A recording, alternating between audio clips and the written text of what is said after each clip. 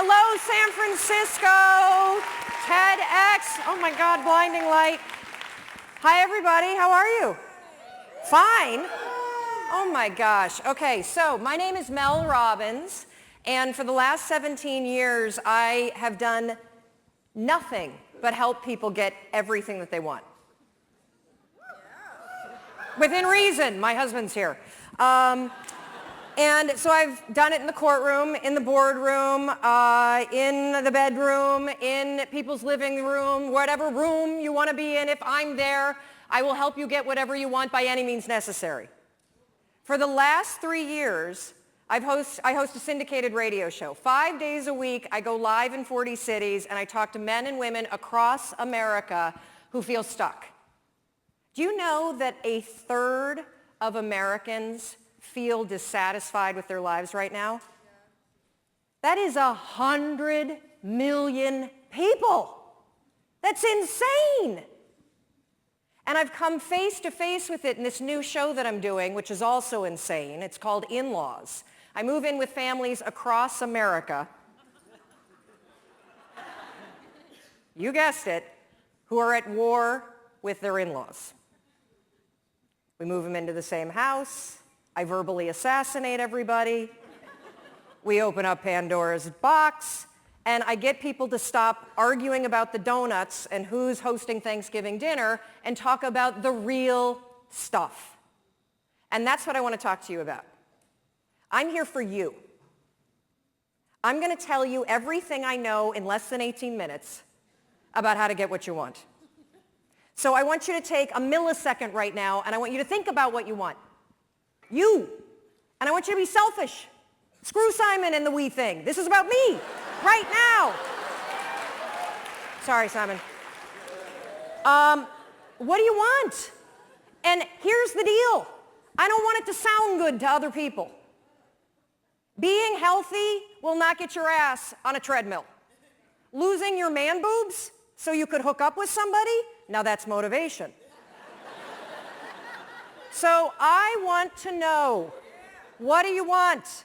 Do you want to lose weight? Do you want to triple your income? Do you want to start a nonprofit? Do you want to find love? What is it? Get it right here. You know what it is. Don't analyze it to death. Just pick something. That's part of the problem. You won't pick. So we're going to be talking about how you get what you want. And frankly, getting what you want is simple. But notice I didn't say it was easy. It's very simple. In fact, if you think about it, we live in the most amazing moment in time. So that thing that you have up here, whatever it may be, you want to use healthy eating to cure your diabetes, you want to figure out how to take care of the elders and start a new hospice center, you want to move to Africa and build a school, guess what? You could walk into a bookstore right now and buy at least 10 books written by credentialed experts on how the hell you do it. You could Google it, and you could probably find at least, 1,000 blogs documenting the step-by-step transformation that somebody else is already doing. You can find anybody online and cyberstalk them. You can just walk in their footsteps and just use the science of drafting. Follow what everyone else has done, because somebody else is already doing it. So why don't you have what you want? When you have all the information that you need, you have the contacts that you need, there are probably free tools online that allow you to start a business or join a group or do whatever the heck you want. It all comes down to one word.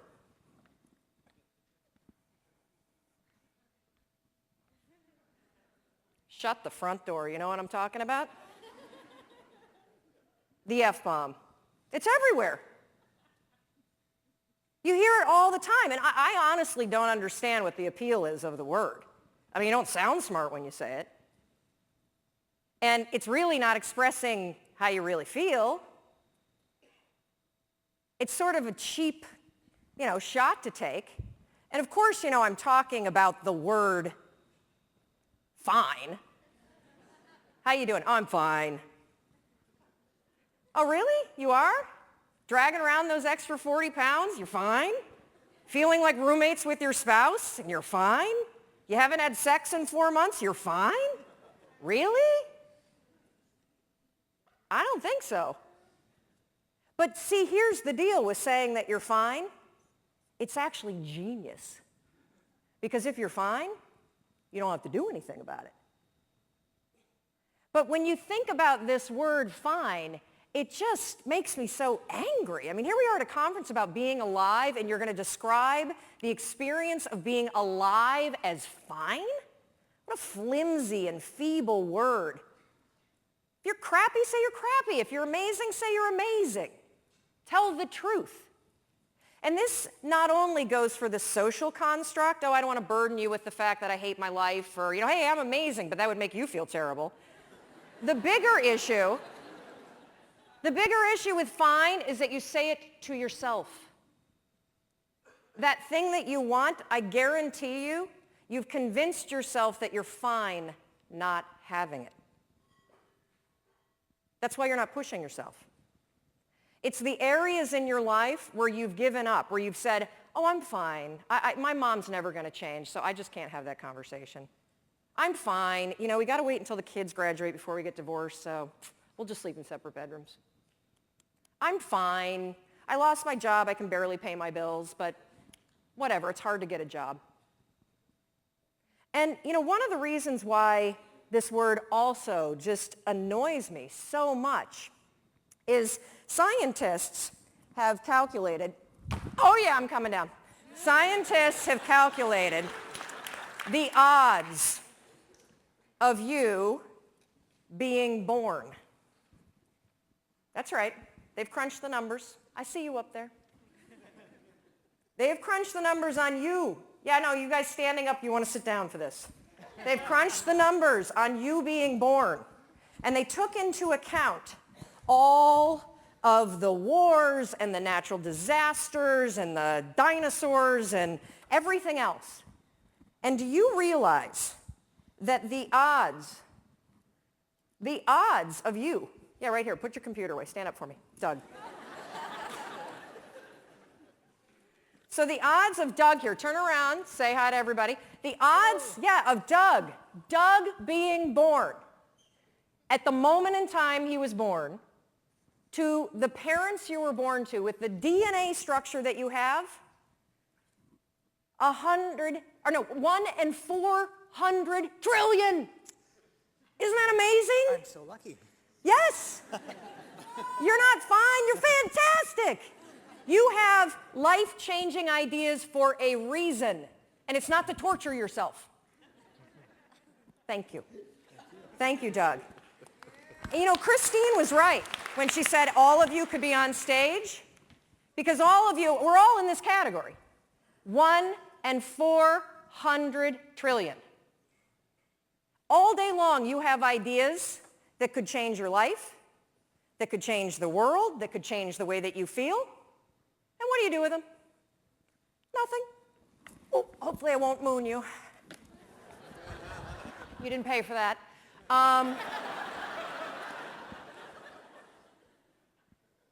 And I want you to just think for a minute, because we all have, I love to use the analogy, the inner snooze button. You have these amazing ideas that bubble up, right? You've been watching people all day, and I guarantee you, ping pong balls, boom, boom, boom, boom, boom, boom, boom. You've got an idea, oh, I should do this, I should do that. And every time you have an idea, what do? Boop, hit the snooze. What's the first decision you made this morning? I bet it was to go back to bed. Yep, the first decision today, I'm 1 in 400 trillion, I'm going to go back to sleep. And I get it. Your bed is comfortable. It's cozy, it's warm. If you're lucky, you've got, somebody that you love next to you. Or in my case, I've got my husband and my 2 kids and possibly the dog. And the reason why I'm bringing up this first decision that you made today and the inner snooze alarm is because in any area of your life that you want to change, there's one fact that you need to know. Just one. You're never going to feel like it. Ever. No one's coming. Motivation isn't happening. You're never going to feel like it. Scientists call it activation energy. That's what they call the force required to get you to change from what you're doing on autopilot to do something new. So try this test tomorrow. You think you're so fancy. I know you're attending TED. Try this. Tomorrow morning, set your alarm for 30 minutes earlier. And then when it goes off, take those sheets, throw them off, and stand up and start your day. No snooze, no delay, no I'll just wait here for 5 seconds because Mel's not standing here. Do it. And the reason why I want you to do it is because you will come face to face with the physical, and I mean physical, force that's required to change your behavior. Do you think that somebody who needs to lose weight ever feels like going on a diet? Of course not. Do you think they ever feel like eating boiled chicken and peas instead of a croissant? I don't think so. The activation energy required to get your ass away from your computer and out your front door to go on the walk you said that you were going to go on is the exact same amount of force that it takes you to push yourself out of a warm bed and into a cold room. What's interesting about being an adult is that when you become 18, nobody tells you that it's now going to be your job to parent yourself. And by parent yourself, I mean it's your job to make yourself do the crap you don't want to do so you can be everything that you're supposed to be. And you're so damn busy waiting to feel like it. And you're never going to.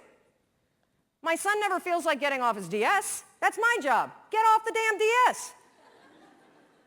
Kendall, clean up the Barbies. If you're going to have a nude party in my bathroom, at least clean it up. God, chew with your mouth closed. We're not in a barn, for crying out loud. All right, dinner's coming. Get out of the pantry.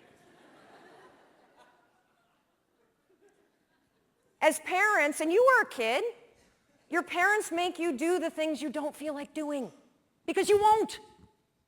Ever. Not now, not then, not ever. And even when you get good at something, you'll figure out something else you don't want to do.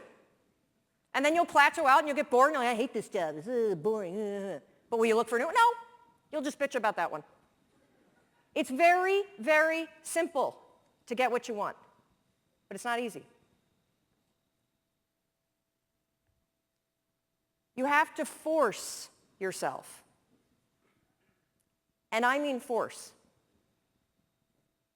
And the reason why I use the word force, when Roz is up here and talking about the emotion tracking, and she had the picture of the two sides of the brain, I look at the brain the exact same way.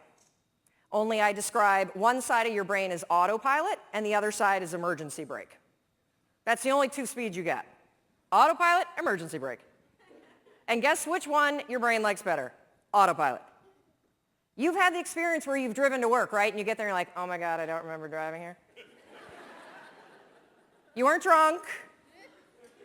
That was your brain on autopilot. It was functioning just at this level. And the problem with your mind is that anytime you do anything that's different from your normal routine, guess what your brain does? Emergency brake. And it has that reaction for everything. Everything. You walk into the kitchen and you see everybody's left their breakfast dishes for you. And you think for the 100th time, I'm going to kill them. In fact, I'm going to leave them here and I'm going to make them do it. But that's not your normal routine, is it? So your mind goes, emergency brake. And you go right into autopilot. I'll just load it and be pissed and then not have sex. That's what I'm going to do.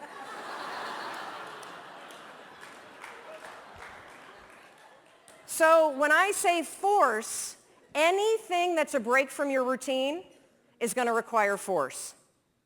And if you think about your life, it's kind of funny because we, are kids, and then we become adults, and we spend so much time trying to push our life into some sort of stable routine, and then we grow bored of it. You wake up at, the same time every day, you have largely the same breakfast, you drive to work the same way, you show up at work, you look busy, you avoid making calls, you update Facebook, you attend a meeting and doodle the whole time, you go back and update Facebook, you make plans for the evening, you look busy some more, then you drive home the same way, eat largely the same dinner, or, variety of it. You watch the same kind of media, and then you go to bed and do the same thing all over again. No wonder you're bored out of your mind. It's the routine that's killing you. I have this theory about why people get stuck in life. So most of you have probably taken your basic Psych 101 class and you've bumped into Andrew Maslow's hierarchy of needs. Well, your body is kind of cool because you have these basic needs. And your body is wired to send you signals. If you are hungry, if you need food, what do you feel? If you need water, what do you feel? If you need sex, what do you feel? Thank you. I think when you feel stuck or dissatisfied in your life, it's a signal. And it's not a signal that your life is broken. It's a signal that one of your most basic needs are not being met. Your need for exploration. Everything about your life, about your body, grows. Your cells regenerate, your hair, your nails, everything grows for your entire life. And your soul needs exploration and growth. And the only way you'll get it is by forcing yourself to be uncomfortable. Forcing yourself to get outside.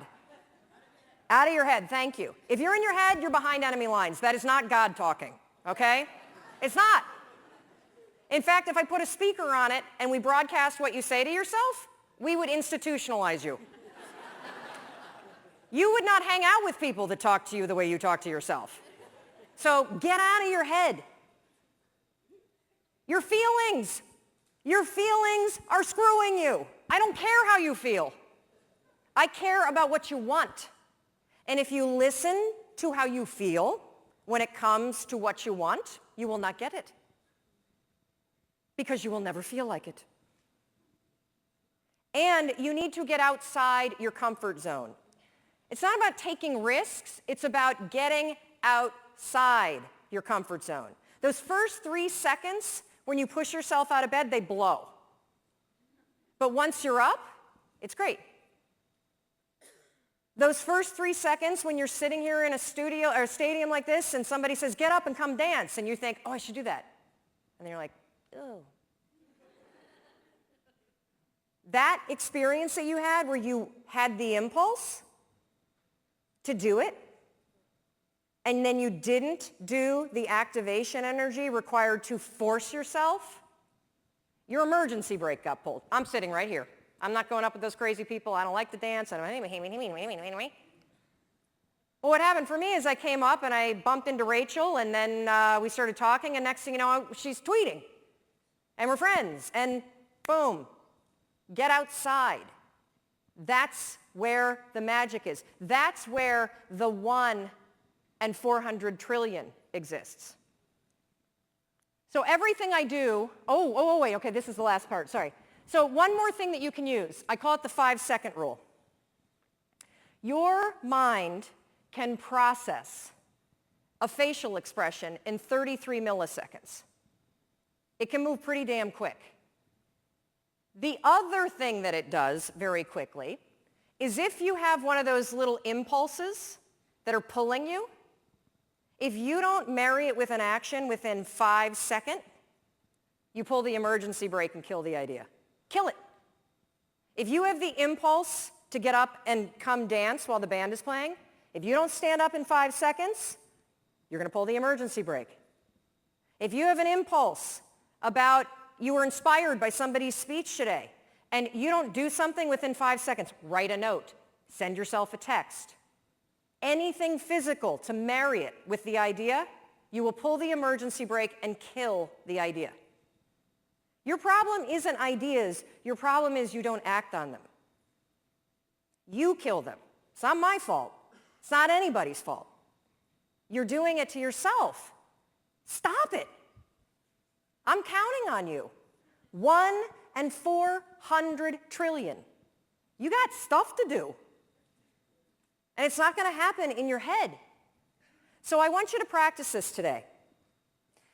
When we go off to party, thank God it's coming soon because I think we all could use a cocktail. I want you to practice the 5-second rule. You see somebody and you think you have that impulse, they look interesting. Walk over there. You were inspired by somebody and you have a request, make it. That's why you're here. Experiment with it, and I think you'll be shocked about what happens. And one more thing, I want you to know that everything that I do, whether it's the radio show or the television show or the book that I wrote or the column, it's for you. And if there is anything that I can do, if I can do anything to make you do the things you don't want to do so you can have what you want, I will do it. But you need to walk over, you need to open your mouth, and you need to make the request. You got it? Good. Go do it.